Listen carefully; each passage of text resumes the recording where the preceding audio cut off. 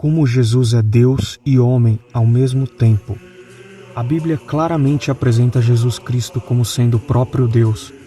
Isso fica bem claro quando Cristo disse aos judeus em João capítulo 10, versículo 30: Eu e o Pai somos um.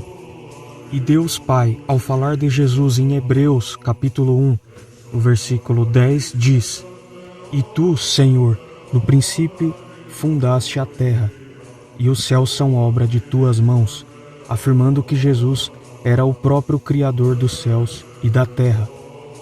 Em Apocalipse capítulo 1, no versículo 17 e 18, Jesus diz sobre si mesmo: Eu sou o primeiro e o último, e aquele que vive. Estive morto, mas eis que estou vivo pelos séculos dos séculos.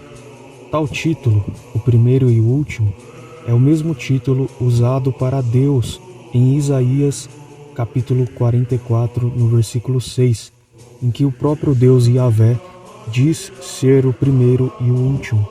Logo, quando Cristo diz ser o primeiro e o último, ele está declarando que é o próprio Deus. Existem outros textos que provam a divindade do Senhor Jesus. Outro detalhe importante é que a Bíblia, além de ensinar que ele é Deus, também ensina que ele é um ser humano como todos nós.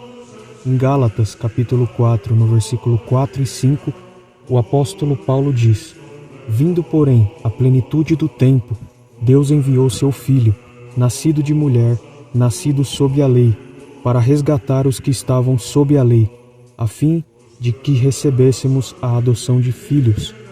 Aqui, o apóstolo nos diz que Jesus Cristo nasceu como qualquer um de nós, foi gerado em um ventre materno, cresceu e se desenvolveu como um humano, sentiu dores, fome, cansaço. Ele foi 100% humano como nós. Sabendo dessas coisas, naturalmente uma pergunta surge: como Jesus pode ser um ser humano e ao mesmo tempo ser também o próprio Deus? Cristo não deixou de ser Deus quando se tornou um ser humano. Ele apenas passou a existir também como um homem, o que significa que ele passou a ser uma pessoa com duas naturezas.